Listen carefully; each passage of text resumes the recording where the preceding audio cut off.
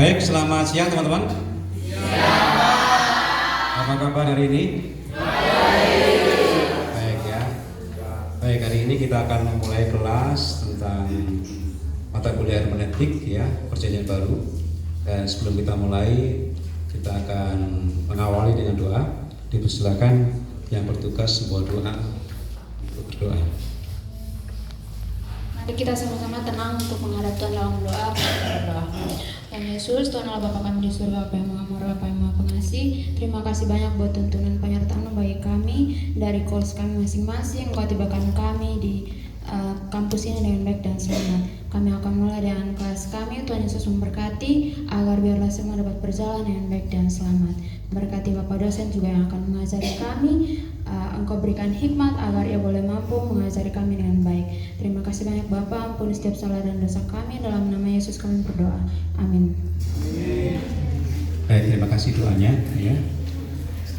Oke, teman-teman, di perkuliahan kita pada kesempatan ini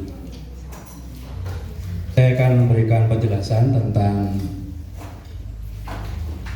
RPS ya, rencana pembelajaran semester berkaitan dengan mata kuliah hermeneutik yang kedua tentang perjanjian baru ya. Jadi mata kuliah ini adalah mata kuliah yang mengajarkan kepada kita bagaimana kita menafsir ya, menafsir teks-teks perjanjian baru ya. Dan mata kuliah ini adalah mata kuliah yang bersyarat ya. Mata kuliah bersyarat, jadi harus lulus bahasa Yunani ya. Yang kedua harus lulus pengantar hermeneutik. Jadi kalau dua mata kuliah ini belum lulus, maka tidak diperbolehkan mengambil mata kuliah hermeneutik ya, karena dua mata kuliah sebelumnya itu adalah basic untuk menafsir ya. Jadi mata kuliah ini teman-teman itu bobotnya 3 SKS.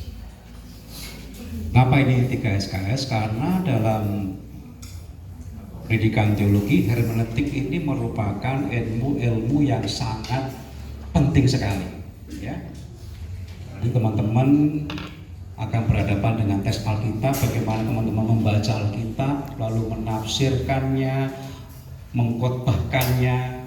Jadi kalau tidak memiliki ilmu menafsir atau ilmu hermeneutik, maka akan menjadi kendala besar ya.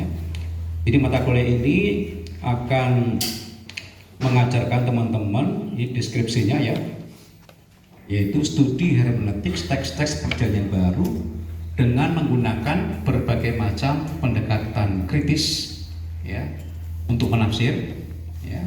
Juga pembahasan hermeneutik terhadap teks-teks mulai dari Kisah Rasul sampai Kitab Wahyu.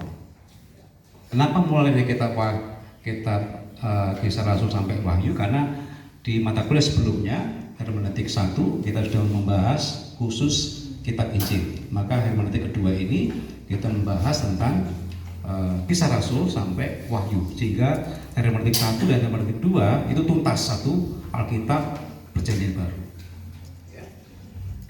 Dan juga kita akan membahas dalam perjanjian baru itu juga surat-surat dari Paulus ya, dan juga pasca Paulus. Nah, diharapkan nanti mahasiswa mampu merumuskan gagasan teologis yang diperoleh dari hasil tafsir. Sehingga nanti hasil tafsir itu bagaimana memiliki kontribusi yang kontekstual terhadap kehidupan kita sebagai bangsa Indonesia. Jadi apa kontribusi hasil tafsir itu dalam kehidupan kita sebagai orang beriman, tapi juga sebagai bangsa negara Indonesia ya. Dan beberapa materi teman-teman yang akan kita pelajari ya, yaitu antara lain proses hermeneutik, bagaimana itu dilakukan ya.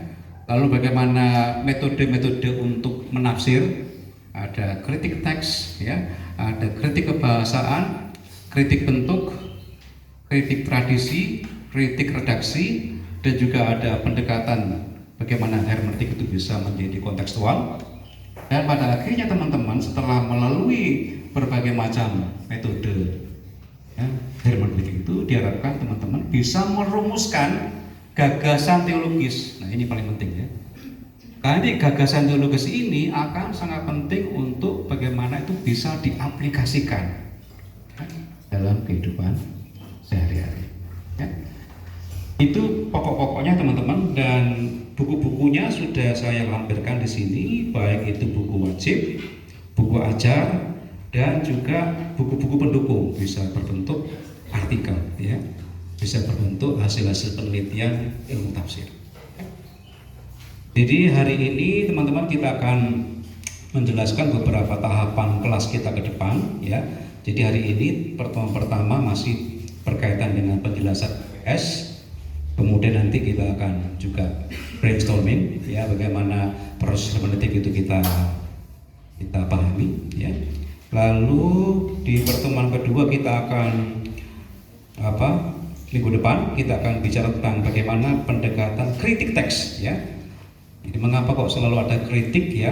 Karena kita melihat bahwa teks yang kita tafsir teks masa lalu, jadi menggunakan bahasa kritik untuk meninjau kembali, ya. Kemudian setelah dilakukan kritik teks, pertemuan berikutnya kita akan membahas masalah kritik kebahasaan. Jadi seperti kita ketahui di dalam teks Perjanjian Baru itu menggunakan bahasa asli Yunani. Ya. Maka bahasa asli Yunani itu harus kita pahami bagaimana proses bahasa Yunani itu dipakai, ya, oleh para penulis Perjanjian Baru dalam menulis kitab suci. Kemudian setelah itu teman-teman kita akan belajar tentang kritik bentuk, kritik tradisi, dan redaksi. Ya, jadi setiap teks Alkitab itu pasti ada bentuknya, ya, ada berbentuk perumpamaan, ada berbentuk surat, ada berbentuk narasi, ada berbentuk puisi, ya, macam-macam, ya. Itu harus kita pahami, ya. Dan bagaimana tradisi-tradisi yang melatar belakangi sejarah teks itu pasti ada, ya. Termasuk redaksi, bagaimana teks-teks itu disusun, ya. Pasti ada yang pihak yang meredaksi menjadi teks sebuah Alkitab. Kemudian pertemuan kelima, teman-teman kita akan belajar bagaimana merumuskan gagasan teologis, ya. Seperti tadi saya sampaikan, bagaimana hasil tafsir itu bisa berkontribusi terhadap kehidupan kita. Berikutnya teman-teman, setelah pertemuan itu selesai, ada 5 kali pertemuan, lalu pertemuan ke-6 sampai pertemuan ke-15, ya. Pertemuan ke-6 sampai pertemuan ke-14, ya. Itu teman-teman akan melakukan diskusi kelompok, ya. Ada kelompok kecil dan masing-masing kelompok itu akan bertugas untuk mempraktekkan, ya, teori-teori penafsiran, ya.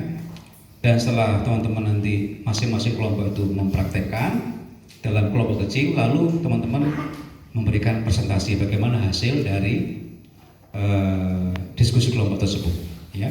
Jadi saya usulkan di sini diskusi kelompoknya, ya, paling tidak kecil saja, 3 orang, tidak terlalu banyak, ya. Supaya apa? Supaya semuanya aktif, ya, semuanya berpartisipasi, ya. Dibuat ganjil, ya. Setuju gak ini? Setuju, ya. Oke, ya, supaya kita lebih efektif, ya, di dalam diskusi, ya.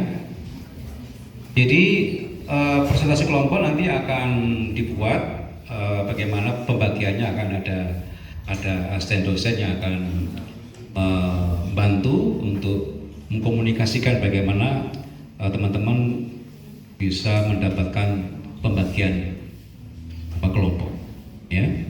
Kemudian teman-teman setelah presentasi kelompok itu selesai dilakukan sampai pada teman-teman presentasi yang ke-14, ya, pertemuan 15, yang ke-15 nanti teman-teman akan ada seminar bersama, ya, seminar bersama dengan kelas-kelas hermeneutik lain. Kita punya 3 kelas, ya. Kita akan berkumpul bersama dan kita akan membicarakan tentang pendekatan-pendekatan hermeneutik yang modern, yang terakhir, yang berkembang pesat akhir-akhir ini ya. Dan pertemuan ke-16 teman-teman diharapkan untuk membuat artikel ya dalam bentuk jurnal ya dengan memperbaiki hasil tafsir yang sudah dipresentasikan. Pada waktu dipresentasikan kan dapat koreksi, dapat sanggahan ya, dapat pertanyaan ya. Nah, teman-teman mengkoreksi dan kemudian hasil koreksinya itu disempurnakan menjadi sebuah paper yang lebih bagus ya. Jadi paper akhir nanti akan menjadi TAS ya. Sementara paper yang dipresentasikan itu menjadi tugas untuk tes tengah semester. Begitu teman-teman, apakah setuju? Setuju ya. Apakah ada pendapat lain yang bertanya? Cukup Pak ya. Oh ya, untuk pengumpulan paper ya, itu diharapkan 2 hari sebelum teman-teman presentasi itu dikumpulkan ya. Tujuannya apa? Tujuannya nanti akan dibaca oleh asdos, asisten dosen ya, nanti diperiksa supaya kalau ada hal yang kurang mungkin masih bisa diperbaiki ya, dan supaya juga nanti akan di-sharekan materinya ke semua rekan-rekan mahasiswa sehingga rekan-rekan mahasiswa bisa mempelajari, menyiapkan lebih jauh untuk bisa masuk dalam ruang diskusi. Nah, inilah teman-teman tentang RPS ya, rencana pembelajaran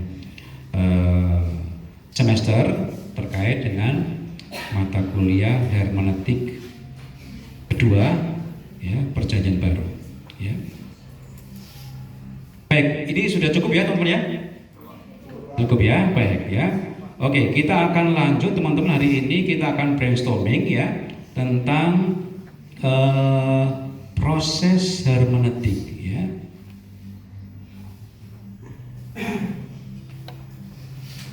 Ini pengantar awal ya teman-teman. Bagaimana menafsir itu dilakukan ya. Saya akan mengajak teman-teman, karena saya yakin teman-teman sebelum mata kuliah ini berlanjut ya, diambil sudah pernah menafsir Alkitab, betul? Sudah pernah? Ya, waktu mulai sekolah minggu, waktu baca Alkitab, ditugaskan untuk memimpin PA, itu sudah menafsir itu ya.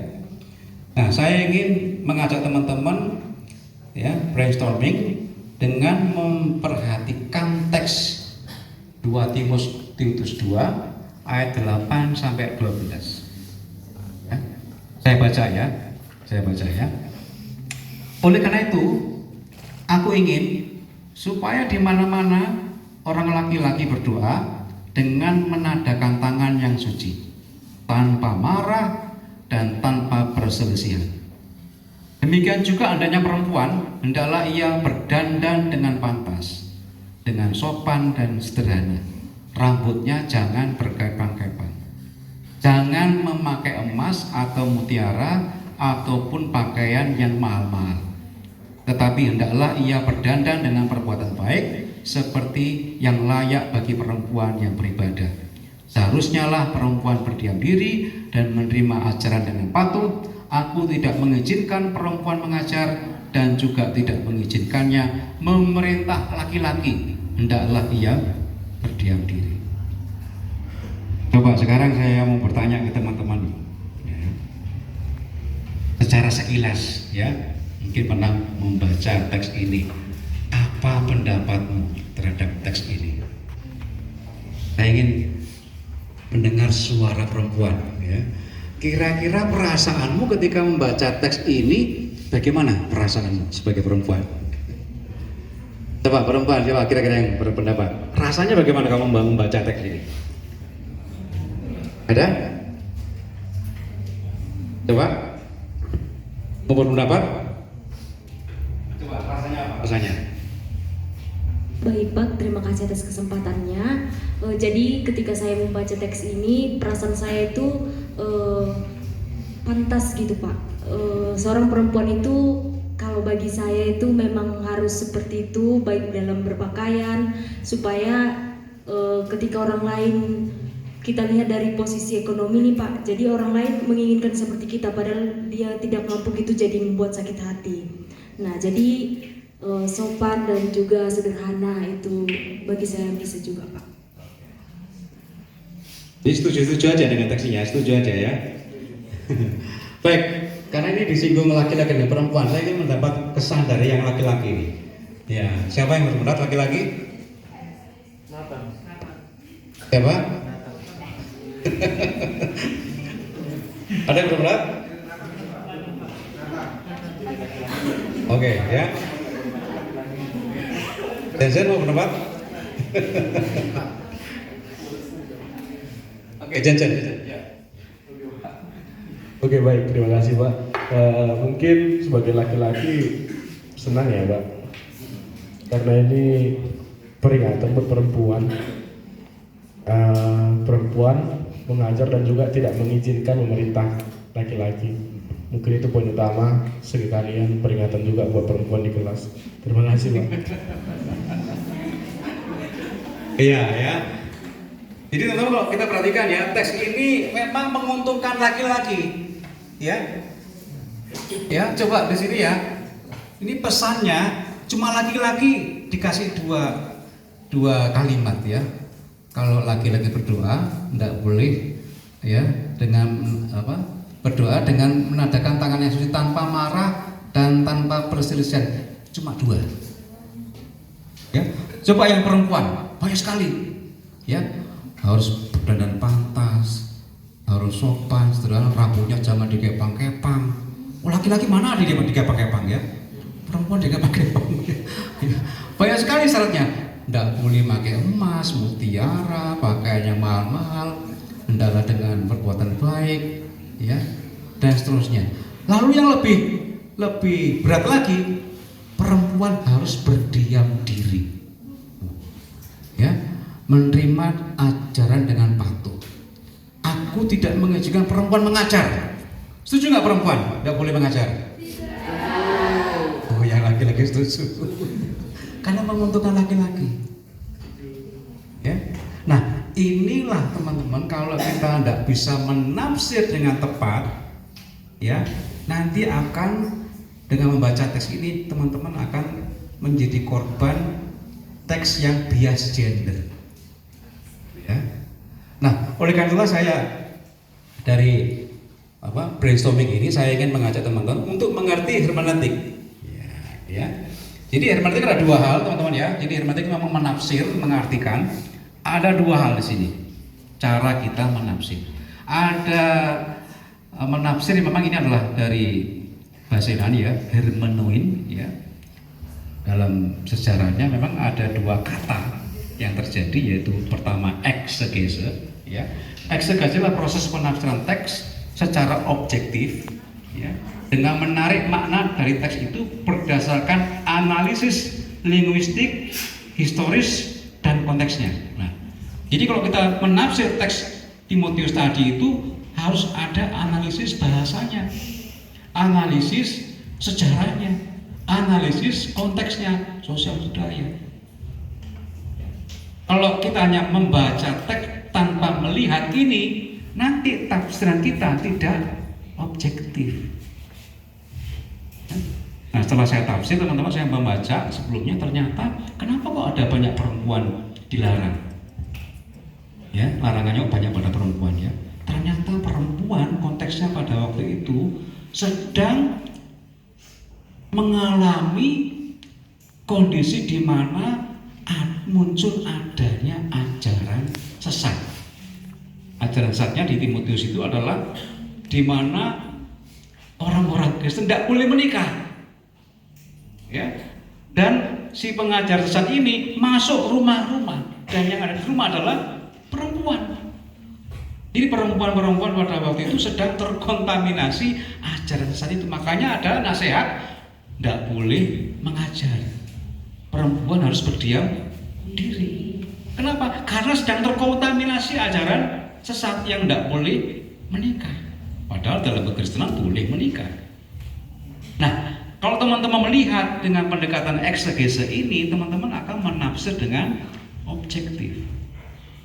Tapi juga kadangkala orang menafsir dengan pendekatan yang lain, yaitu disebut dengan eisegese, yaitu menafsir teks dengan memasukkan ide. Wah, ini idenya menguntungkan saya ini, ya, ide patriarki menguntungkan saya.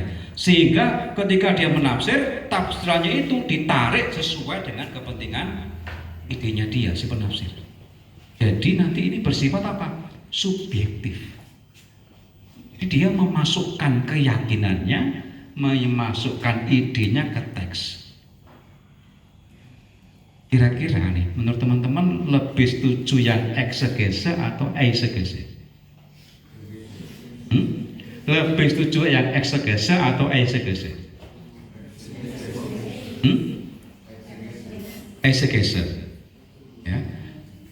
Ya, memang kalau yang menafsir yang objektif harusnya eksegese. Tapi ya kalau subjektif, nah hati-hati nih, bisa ke menguntungkan diri sendiri. Nah, subjektif kan menguntungkan diri sendiri. Ya, oke ya, itu dua hal yang perlu kita cermati teman-teman. Jadi kita harus pahami bahwa teks yang kita tafsir itu, teman-teman ya, itu adalah teks yang jauh sekali dari kehidupan kita. Kita sekarang abad 21 ya. Alkitab itu ditulis pada abad 1 ya. Tahun 60, tahun 70, tahun 80. Jadi bisa dibayangkan kita punya jarak yang cukup jauh antara Alkitab dengan kita. Ya, kita tidak mengenal situasi pada waktu itu. Ya. Apalagi ini 21 abad yang lalu, kita aja memikirkan seminggu yang lalu ada yang sudah lupa. Ya. Ini apalagi sampai 21 abad, 1 abad 100 tahun. Bayangkan, sangat jauh. Makanya ketika orang menafsir, kalau tidak menggunakan metode yang tepat, bisa salah. Ya, bisa salah. Ya. Nah, itu yang perlu kita perhatikan, sehingga beberapa hal yang kita pakai untuk menggunakan metode, jadi nanti ada namanya metode-metode yang bisa membantu supaya menjembatani bagaimana yang ada di masa lalu ini bisa kita pahami. Nah, itulah teman-teman, kita harus memahami ada namanya lingkaran hermeneutik ya. Ini disebut lingkaran hermeneutik. Mulai dari mana? Mulai dari sini teman-teman ya. Mulai dari prapaham. Jadi ketika kita menafsir, tadi kan saya atau tuh brainstorming kan mengajak teman-teman, apa pendapatmu tentang teks ya Timotius ya. Jadi prapaham artinya pemahaman awal sebelum menafsir. Apa pendapatmu? Ya, kamu tulis buat satu kalimat aja dari bacaan yang kamu baca itu apa ya. Kemudian setelah Anda mendapatkan satu pemahaman, teman-teman kemudian melakukan rekonstruksi konteks teks Alkitab. Jadi Alkitab ini ditelusuri sejarahnya, ditelusuri budayanya, ditelusuri masalahnya. Dari mana kita bisa menelusuri? Dari buku-buku sejarah, buku-buku tafsir. Ya. Nah, setelah kita mengetahui sejarahnya teks itu muncul, ya tadi ya misalkan kenapa kok ada larangan perempuan, ya. Supaya rambutnya jangan digepang, pasti ada sejarahnya, ada budayanya ya. Nah, setelah kita bisa merekonstruksi inilah, nanti kita baru masuk pendekatan yang kedua, yaitu mulai menafsir dengan pendekatan teori tafsir. Nanti kita lihat ya seperti apa ya.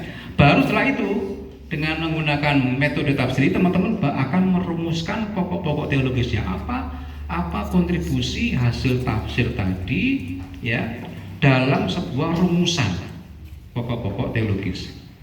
Nah, rumusan inilah teman-teman nanti akan Anda tentukan, mungkin bisa menggunakan 2 pokok gagasan atau 3 pokok gagasan ya.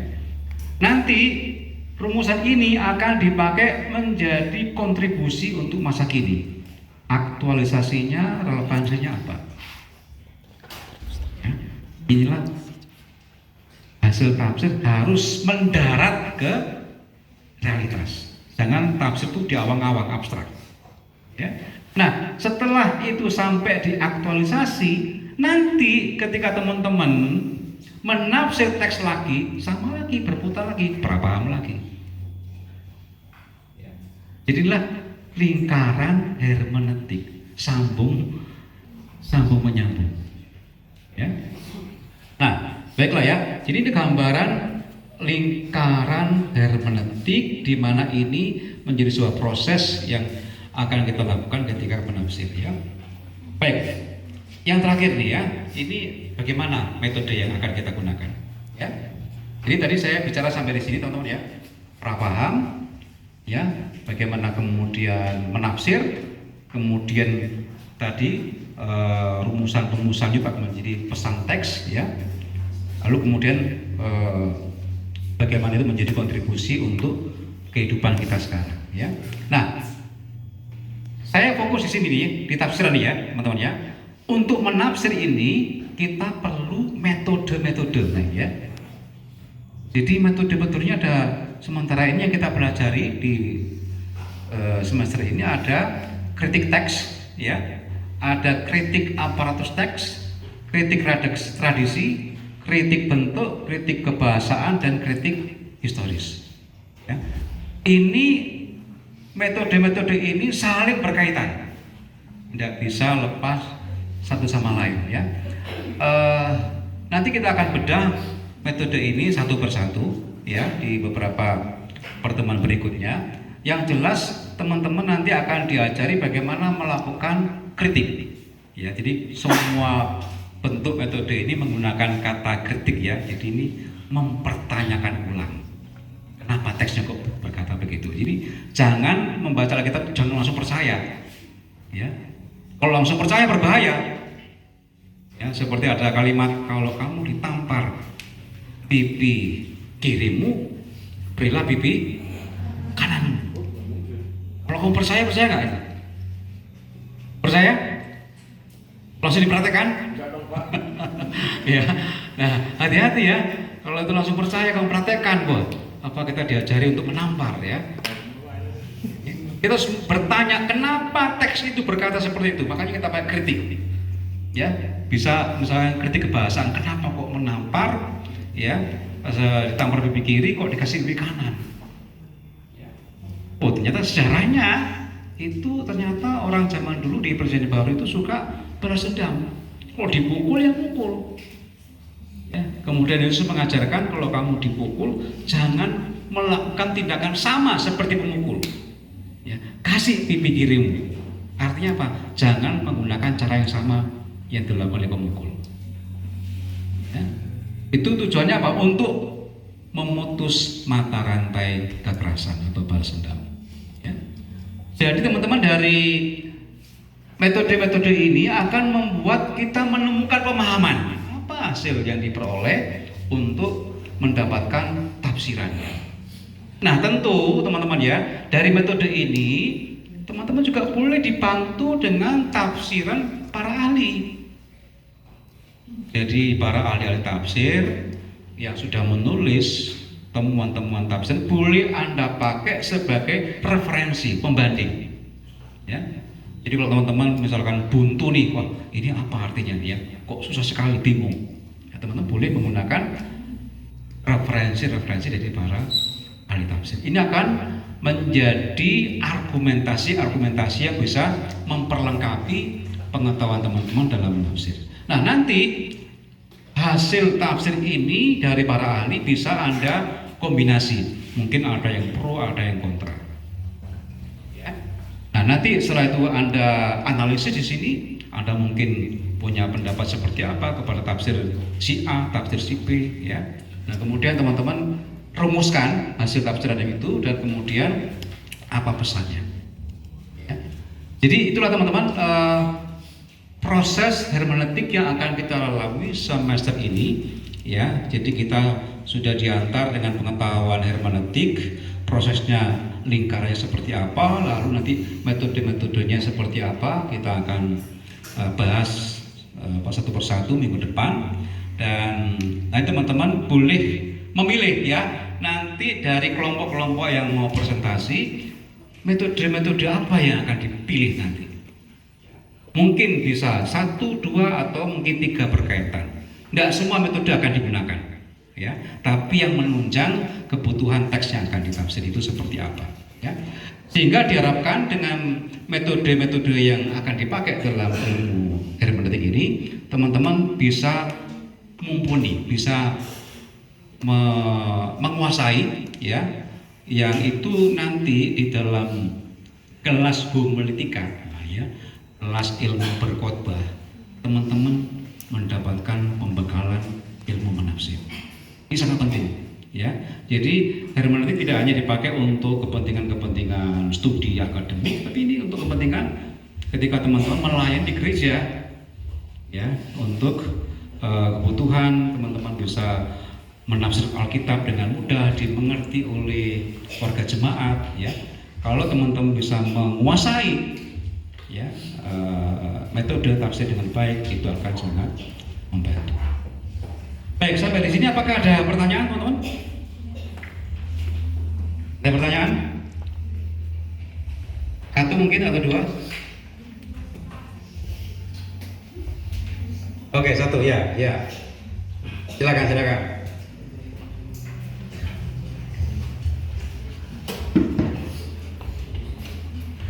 Baik Pak, mungkin saya ingin bertanya terkait penafsiran Pak. Nah kalau misalnya bagaimana sih kita mencari istilahnya, kan ada begitu banyak versi itu Pak dari bahasa Yunani terkait Alkitabnya, kalau kita menafsir teks aslinya itu. Kira-kira untuk dari pilihannya itu, dari beberapa pilihan, kira-kira mana yang paling cocok sih Pak yang biasa digunakan untuk dalam penafsiran teks Perjanjian Baru dalam bahasa Yunani? Terima kasih. Oke ya, pertanyaan bagus ya. Nanti persoalan pilihan ya, pilihan kata yang dipakai itu nanti akan dibantu dengan kritik aparatus teks ya. Jadi kita akan mengerti asal usul teks bahasa Yunani itu dari mana asal usulnya ya. Seperti kita ketahui teman-teman, di dalam teks Perjanjian Baru itu ada teks yang hilang ya. Itu doa Bapa kami itu teks bahasa aslinya itu sempat hilang. Ya kenapa hilang ya? Karena teksnya kan dibuat dari kulit ya, dari papirus sebelumnya itu teksnya rusak, hilang ya. Dan kemudian ada yang mengusulkan, tidak mudah mengusulkan ini ya. Yang mengusulkan ada beberapa usulan beberapa teks bahasa Yunani. Nah, dengan bantuan kritik aparatus itu nanti kita akan melihat ya, teks mana yang paling tua yang dipakai. Biasanya ukurannya yang paling tua, karena paling tua itu mendekati kondisi teks di mana teks itu muncul ya. Kemudian yang kedua, teman-teman, setelah teks aparatus ya, kritik aparatus juga kritik kebahasaan ya. Terjemahan dari berbagai lembaga Alkitab, mau Indonesia, mau luar negeri, kita akan pilih mana yang kira-kira mendekati teks yang akan ditafsir. Semoga menjawab ya. Baik, terima kasih teman-teman. Itulah pertemuan kita hari ini. Semoga materi kita hari ini bisa membekali teman-teman. Terima kasih ya. Kita akan ini berdoa. Siapa berdoa?